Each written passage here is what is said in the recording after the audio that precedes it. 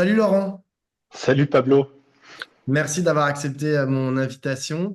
Laurent, tu es comédien, tu es membre de la compagnie Le Pas d'Oiseau qui est sise dans les Hautes-Alpes et tu fais partie du collectif Cause Commune. Cause Commune, c'était un collectif qui entendait réfléchir et qui entend toujours d'ailleurs réfléchir sur les questions culturelles.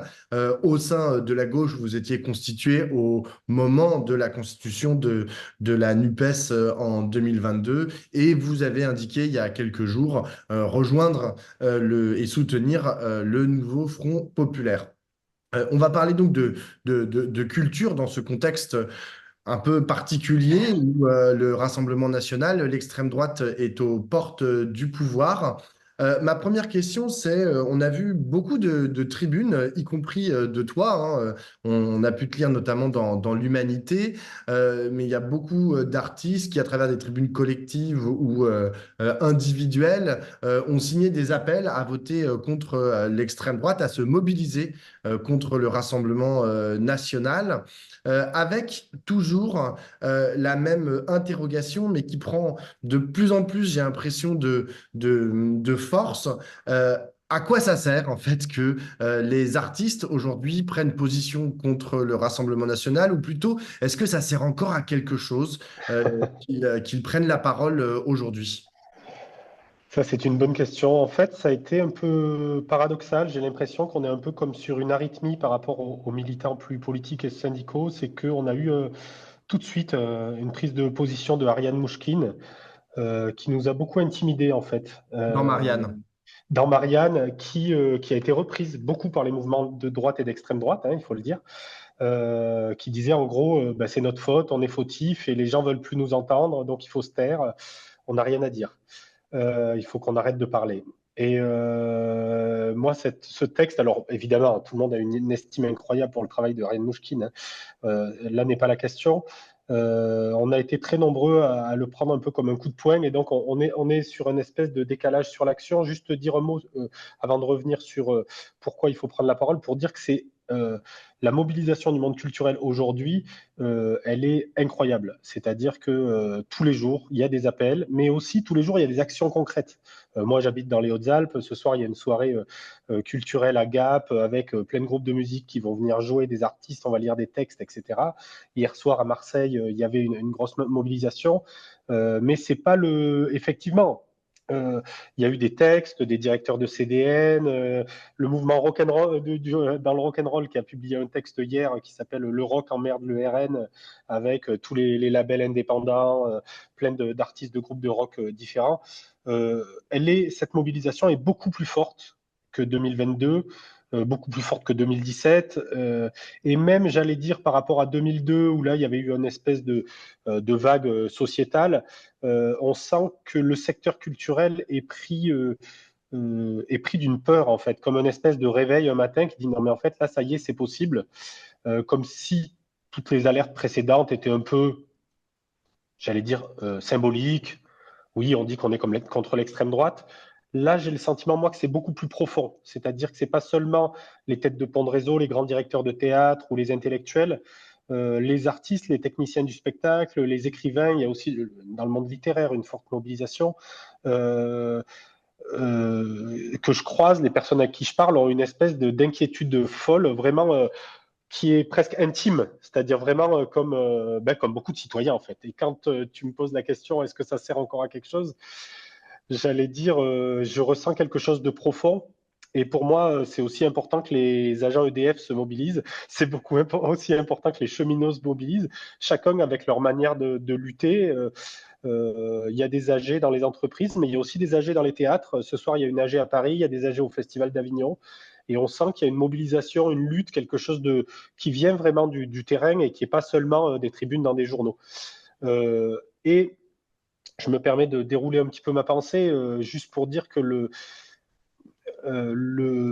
la gauche et la culture, c'est une longue histoire, avec une histoire de financement public notamment, une histoire de compagnonnage.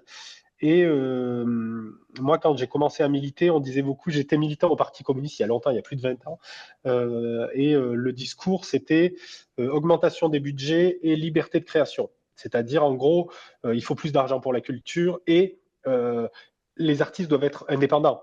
Et c'était normal de dire ça, surtout quand on s'appelle le Parti communiste et qu'on a une histoire voilà, assez dure et sur la question de la liberté d'expression, etc. Pas toujours simple avec l'Est, on va dire, pour faire court. Euh, et moi, ça m'a toujours semblé vraiment très court, quoi. C'est-à-dire que quand on lit un projet sur la question de l'éducation nationale, il ne viendrait pas à l'idée de la gauche de dire faut l'augmentation des budgets et après liberté pédagogique seulement, ça ne suffirait pas comme programme sur l'éducation nationale. Et depuis 20 ans, on a vraiment un déficit de pensée sur les questions de la politique publique de la culture, pas seulement en termes de mais j'y reviendrai pas seulement en termes de politique publique, mais aussi en termes un peu plus anthropologiques. Et puis, les artistes ont intégré ce truc-là de on a des valeurs, mais on ne fait pas de politique. Et même y compris dans nos créations, dans nos spectacles, c'est la création qui compte, la forme qui compte. Et là, cette peur qui monte avant le moment électoral raconte aussi que ce à quoi s'attaque l'extrême droite, mais aussi la Macronie, c'est quelque chose de bien plus profond qu'une question budgétaire et qu'une question de la liberté de création. C'est bien plus profond que ça. C'est aussi une question de qu'est-ce qui fait de nous des êtres humains et pas seulement le salaire qu'on touche à la fin du mois. Mais alors, justement, je vais rebondir sur ce que tu viens de dire en le mettant en parallèle avec ce qu'a raconté Anouchkine dans sa tribune de Marianne, parce que finalement, elle pose un peu la même question. Elle y répond pas de la même manière, mais elle la pose la question. Bien Parce qu'elle sûr. dit à un moment, en gros, le peuple ou les Français et les Françaises voyaient des choses nous, en Ne tant voyez pas. qu'artistes et qu'intellectuels, on leur disait, mais non, pas du tout, ça n'existe pas, vous voyez n'importe comment. Et donc, en fait, ce qu'elle dit, c'est qu'il y a une espèce de partition de la société avec d'un côté les milieux culturels dans lesquels je mets et les créateurs et les publics Bien sûr. de ces théâtres et T'as raison. de ces cinémas, etc. Et de l'autre, un peuple qui, en gros, bah, ne serait pas connecté au théâtre, au cinéma, etc., ou pas exactement au même cinéma, ou pas exactement au même théâtre, Bien sûr. pas exactement à la même musique. Par exemple, tout à l'heure, tu me parlais des labels indépendants qu'on signait dans les Inrocks. Il est fort à parier que les gens qui écoutent les musiques qui sont issues de ces labels indépendants ne sont pas ceux qui aujourd'hui vont voter à l'extrême droite. Et donc, cette partition de la société, comment est-ce que, en tant que acteur culturel, Mmh. au sens le plus fondamental du terme, comment est-ce que comment est-ce que tu peux y répondre? Tu vas te dire, bah, en fait, moi, pour fréquenter beaucoup les théâtres et les cinémas d'art et d'essai, je vois très bien que l'homogénéité des gens qui m'entourent, tu parlais du Festival d'Avignon, j'adore le Festival d'Avignon, j'y vais tous les ans depuis 20 ans, mais enfin, il n'y a que des mois qui sont assis les uns à côté des autres dans les spectacles. Comment est-ce que là, il n'y a pas un problème? Et il s'avère que le mois, il est assis dans le public, mais il est aussi sur Sur scène, scène, et bien aussi sûr. celui qui a fait la scène. On est tous les mêmes. Tu vois, on se Oui. reçoit. Alors, moi, alors, c'est vrai que moi, je suis pas à Montreuil. Je suis à Vennes, je suis à Vennes, dans un village de 3300 habitants, qui est une cité cheminote assez populaire, euh, en milieu rural de montagne. Et je travaille depuis des années sur la question notamment de ce qui maintenant s'appelle les droits culturels, mais que moi, j'allais dire, j'avais pas pensé cette idée de droit culturel. Ce que j'avais pensé, c'est que moi, mon père, il a un CAP dessinateur industriel, ma mère travaillait dans les bureaux, je viens des classes populaires moyennes. Ce qui me construit, je le vois bien d'ailleurs aujourd'hui où on parle de la question de l'autre, de l'étranger, on est tous un peu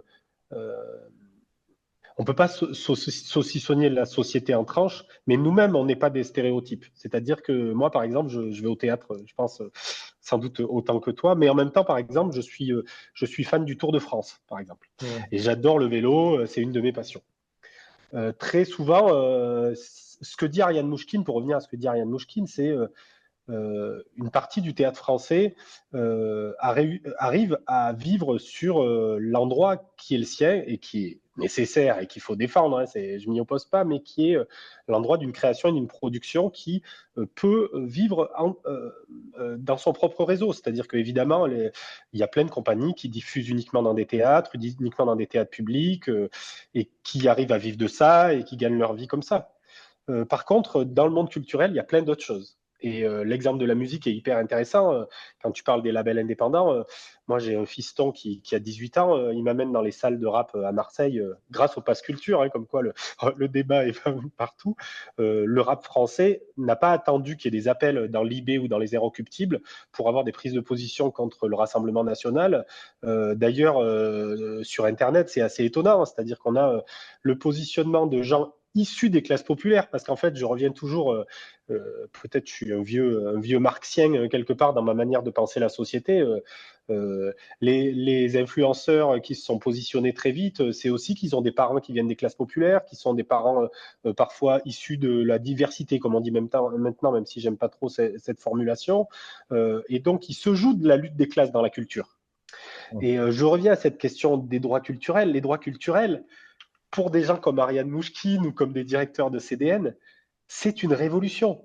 L'idée des droits culturels, c'est qu'en fait, on est tous porteurs d'une culture, on est tous porteurs de nos identités et on a droit de vivre nos parcours culturels. Et donc, il faut donner à toutes les identités et toutes les cultures la possibilité de s'exprimer. Donc, la question, c'est pas l'offre culturelle qu'on va emmener sur les territoires en disant il faut construire un théâtre pour qu'il y ait un théâtre dans le village, pour que les gens aient accès pour aller au théâtre comme tout le monde, ou comme tout le monde, comme les gens qui vont déjà au théâtre plutôt, mais plutôt de se dire comment les récits, les histoires, les cultures, les identités des gens, que ce soit des gens issus du monde rural, comme c'est mon cas, qui ont un rapport à la terre ou à la montagne qui est très particulier, un rapport à la langue occitane, par exemple, qui est très particulier. Le théâtre français ne m'a pas offert à moi, gamin de la montagne, le fait d'exprimer certaines choses sur un plateau de théâtre ou de comprendre d'où je venais par rapport à ma culture locale. Mais de la même manière, un jeune d'origine maghrébine ou qu'est-ce qui lui donne la possibilité de vivre sa propre identité et sa propre culture et de la confronter, de la métisser, de la rencontrer, de permettre cette rencontre et de cette diversité, cette conversation des cultures. En fait, quelque part, l'argent public, aujourd'hui, je suis un peu méchant quand je dis ça, mais en gros, il y a 10% des Français qui vont une fois au théâtre, mais il y a que 100% des gens qui payent des impôts, quoi. Enfin, au moins la TVA. Et donc, quel sera le service public de la culture de demain? C'est pour ça qu'on a créé Culture Cause Commune. Pour nous, Culture Cause Commune, c'était vraiment le fait de dire on reste pas dans nos endroits syndicaux, le syndicat des directeurs de théâtre, les syndicats des compagnies de théâtre, le SFA-CGT, etc. Mais on se dit l'enjeu politique, c'est-à-dire comment faire société, encore plus aujourd'hui où le Rassemblement national est quand même très proche du pouvoir. En fait, il est proche du pouvoir parce qu'il domine culturellement une partie de la société. Il n'est pas proche du pouvoir uniquement parce que Bolloré domine. C'est entremêlé, évidemment. Les médias ont une part de responsabilité, mais aussi parce qu'il y a des idées qui infusent culturellement la société. Et donc, l'enjeu est culturel. Même si le nouveau Front populaire gagne, et on va tout faire pour qu'il gagne, on va tout faire pour qu'il gagne. Le porte-à-porte que j'ai fait samedi dernier dans un village à côté de chez moi, j'ai mis un jour et demi à m'en remettre. On a une parole raciste décomplexée, voilà, quelque chose qui est de l'ordre de la séparation. Les gens sont chez eux, enfermés et sans possibilité de s'exprimer. Et on a besoin que ces gens-là ils puissent avoir des places dans les lieux culturels, on puisse pas seulement leur donner la parole, mais leur donner les moyens que leur parole soit une parole construite. Et puis qu'ils puissent la rencontrer, l'échauder, et pas nier, pas en disant. Et là-dessus, Ariane Mouchkine a raison. Il faut qu'on sorte de nous-mêmes. Il faut qu'on sorte de nous-mêmes. Il faut qu'on arrête ce ronron du théâtre, mais qui est déjà en train de bouger. Je suis un peu méchant en disant ça. Il y a beaucoup de théâtres et de scènes, y compris de CDN, qui travaillent différemment aujourd'hui, avec des directions qui sont renouvelées, avec beaucoup de femmes qui arrivent, avec beaucoup de personnes issues de plein d'origines différentes. Donc, c'est en train de bouger, mais il faut que ça fasse sens politique, et y compris que ça infuse sur les autres ministères, et pas seulement le ministère de la Culture. Hmm. Donc, ce que tu dis finalement, c'est qu'il faut que le milieu culturel fasse aussi un bilan critique parce que de l'extérieur, tu dis qu'il y a des choses qui bougent et je suis complètement d'accord avec toi. Je les vois aussi bouger, mais dans une certaine mesure assez lentement, peut-être Oui, trop lentement par rapport au péril que bien notre sûr. société est en train de vivre, mais aussi parce que genre, c'est souvent, quand j'entends des directeurs de théâtre ou même des gens qui travaillent dans le cinéma, etc., ils te disent ah oui, mais c'était mieux avant. Enfin, tu vois, avant, on avait plus de marge, etc. C'est-à-dire qu'il y a un certain conservatisme aussi dans les propositions qui sont portées par le milieu de la culture. En vérité, la peur bleue des artistes de notre pays, c'est de perdre leur capacité de création que pour l'instant, ils estiment avoir encore dans une Oui, certaine oui. mesure. Alors, ce qui est particulier, c'est que bon, déjà, il y a plusieurs mondes culturels. C'est Mm. vraiment, c'est-à-dire que les compagnies indépendantes, qui sont quand même le lieu où se fait le spectacle vivant aujourd'hui, sont précarisées. Il y a une pression. Enfin, la Macronie, on a bien vu les coupes budgétaires et austéritaires. Elles ont un impact sur la création et la diffusion des spectacles. Et euh, on est déjà à l'os à plein d'endroits. C'est-à-dire que vraiment, les compagnies vont pas forcément bien. Par ailleurs, il se passe des choses qui sont en dehors des écrans radars. Et c'est aussi le biais de la numérisation, du rapport à la communication. C'est-à-dire que les gens qui existent, c'est des gens qui communiquent, des gens qui ont des moyens de communiquer. J'ai la chance, moi, d'être sur différents espaces dans mon rapport au théâtre et mon rapport à la création. Je vais jouer à Avignon cet été. J'ai des endroits de visibilité, mais par exemple, j'ai fait une tournée théâtrale à vélo pendant un mois.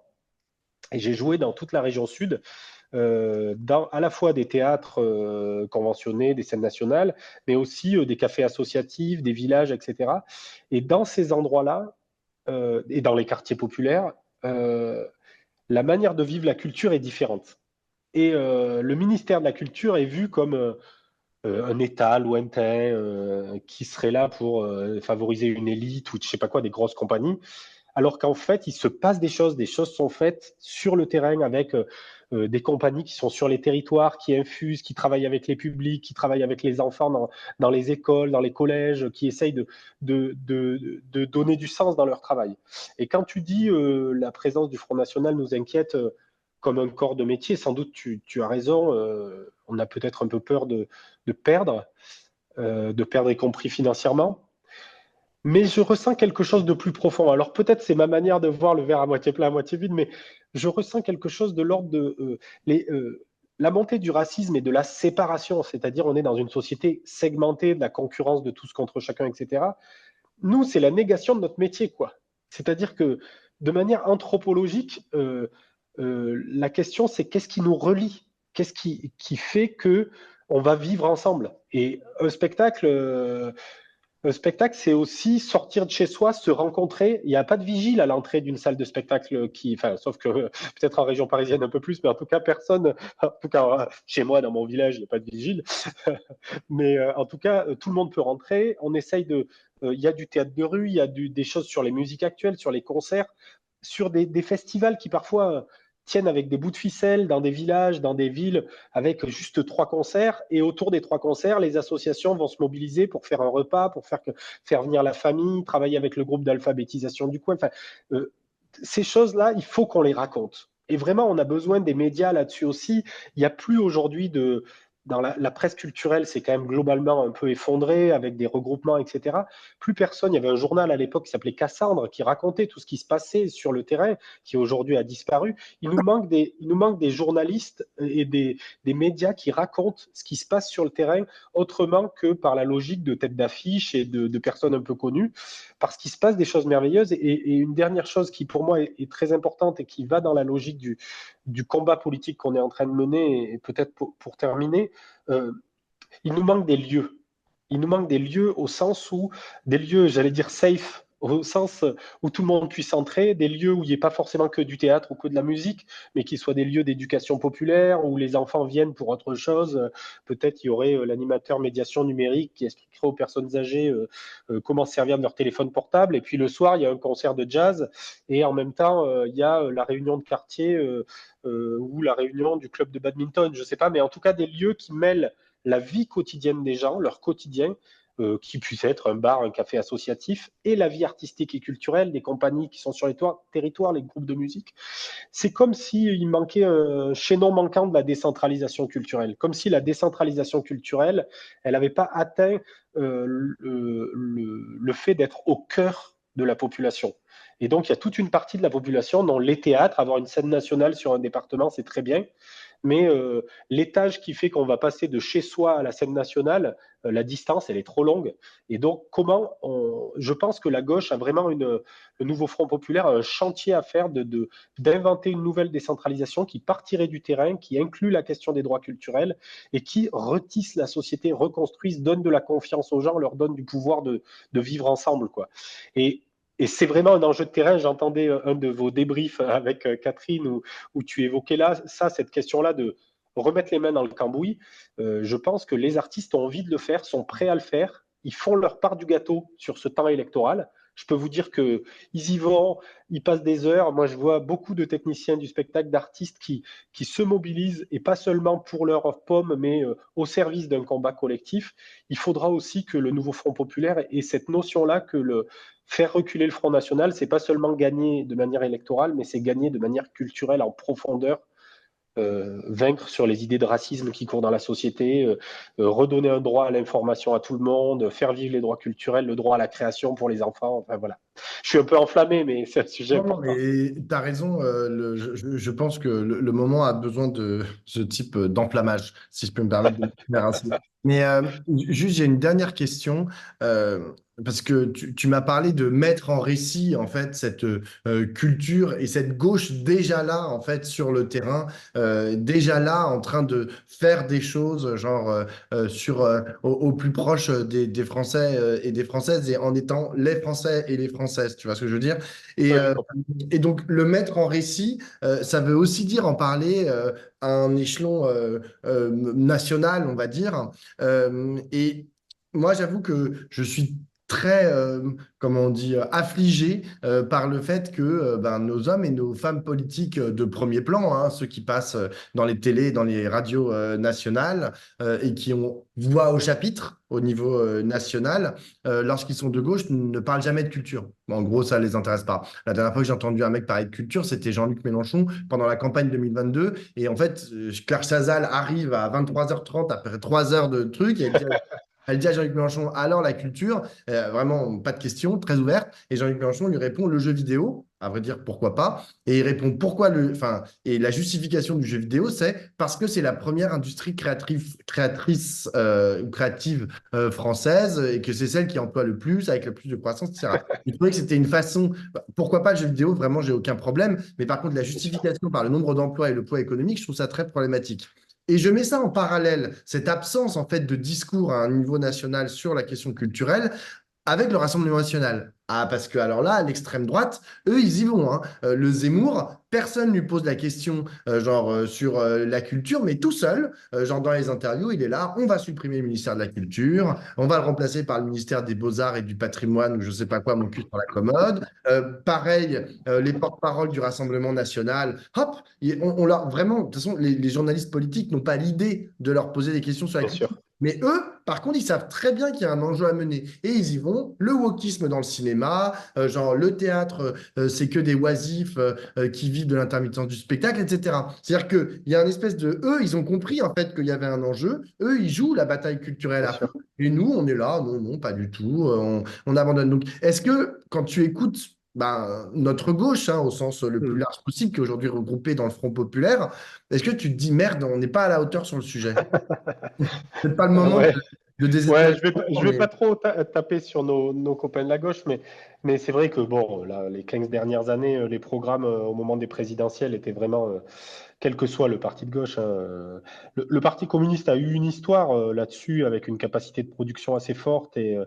et puis des liens et des réseaux qui sont restés puissants, et encore des mairies aujourd'hui qui font des choses incroyables, hein, il faut quand même le dire. Juste deux choses. Oui, je suis tout à fait d'accord avec ce que tu dis. Je suis un peu voilà, affligé.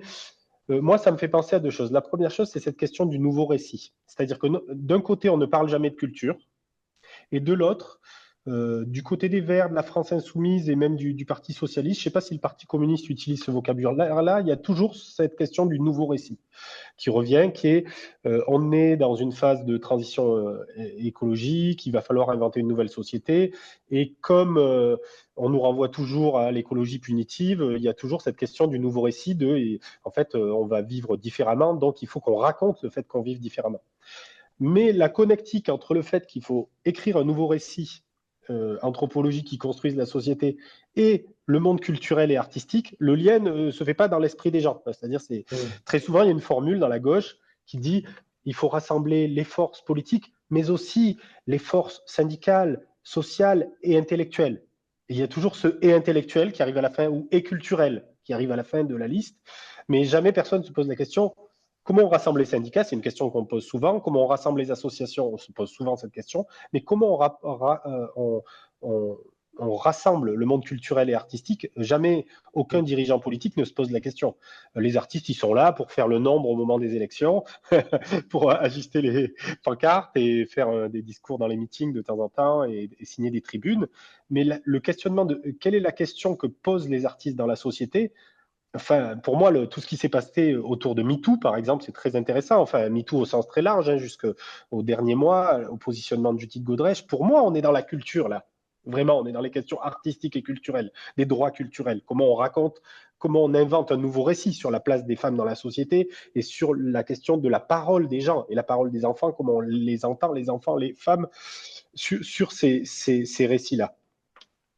Ça, c'est un moment où on a parlé de culture. Mais c'est vrai que le raccordement, et de cinéma, du coup, euh, sur notre vie quotidienne dans nos pratiques culturelles, j'ai l'impression qu'il y a eu un lâcher. Là, je viens à la deuxième chose que je veux dire, c'est que moi, très souvent, on me disait, j'ai fait par exemple, on a fait avec ma collègue Amélie Chamou un spectacle sur les coopératives, où on Mm. racontait une entreprise coopérative de l'intérieur.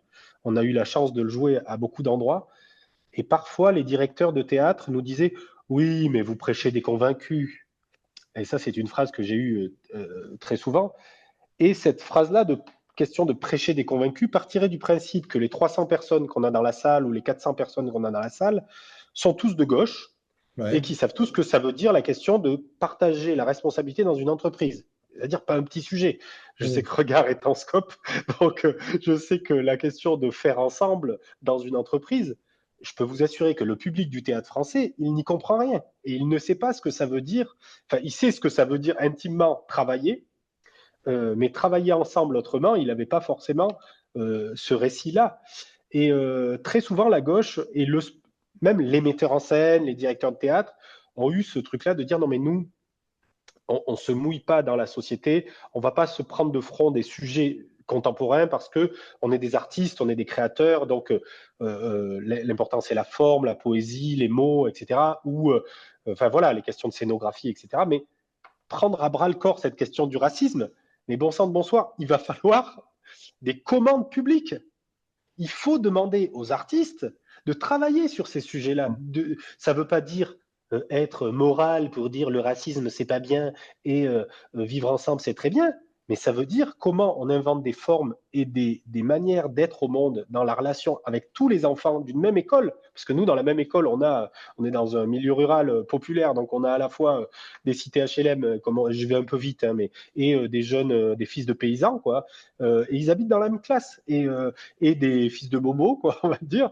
Et la question des identités sexuelles, par exemple, qui est une question qui apparaît énormément dans les collèges. Il y a des classes sur la question de la bisexualité, des questions queer, des questions de changement de genre, enfin, enfin, toutes ces questions-là de comment on se définit en tant que garçon ou fille ou pas dans la société, c'est colossal. Et c'est pas juste en disant il faut respecter l'autre que ça va suffire. Il faut que les enfants puissent apprendre à se parler, apprendre à Mm. s'écouter. Et le théâtre, la musique sont des moments d'expression de notre complexité.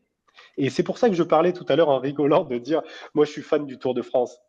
Dire de quelqu'un il est d'origine maghrébine ou il est homosexuel ou c'est une femme, c'est pas aussi simple en fait. C'est pas les femmes, les homosexuels et les arabes. C'est chacun d'entre nous, on est traversé quotidiennement par notre propre étrangeté.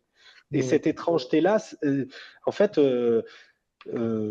virer les arabes, comme m'ont dit les gens au porte-à-porte, c'est tellement facile. Sauf que la réalité de quand tu te balades dans les rues à Paris ou même à Vennes, c'est la mixité sociale. Chacun dans sa famille, aujourd'hui, on a tous des couples mixtes, on a tous des gens de différents horizons, de différentes cultures. On vit déjà ensemble. Donc on ne pourra pas virer les Arabes, c'est impossible. La société a déjà trop avancé. Donc la question maintenant, c'est comment on vit ensemble. Et pour vivre ensemble, il faut mettre les questions culturelles au cœur du débat politique, sur les questions d'emploi, sur les questions de quartier, sur les questions de notre diversité de culture, sur la conversation des cultures. Il va falloir qu'on parle de la question de l'Algérie. Il va falloir qu'on se parle de notre histoire coloniale. Il va falloir qu'on traverse ces sujets-là, parce que sinon, on aura toujours un boulet à notre pied qui ne sera pas réglé. L'augmentation du SMIC ne réglera pas le problème du choc de nos cultures quotidiennes et de cette. Il faut relire Jaurès, il faut. Voilà, la gauche, c'est la. Je sais que le mot civilisation est un peu surfait et un peu. Voilà, je suis pas trop dans l'universel et dans ces idées-là qui auraient. Mais quand même, euh, notre humanité, c'est la montée de l'intelligence, du savoir, de notre capacité à vivre la complexité du réel. Et donc, il faut mener ce combat-là, qui est un combat anthropologique. Qu'est-ce qui nous définit en tant qu'être humain? C'est ça la question anthropologique. Eh ben, merci beaucoup, Laurent, pour tous tes mots importants. Et ben, on continue le combat jusqu'à dimanche, jusqu'au dimanche qui suit et surtout Et aussi après. après, bien sûr. Salut, Merci salut. Fabio.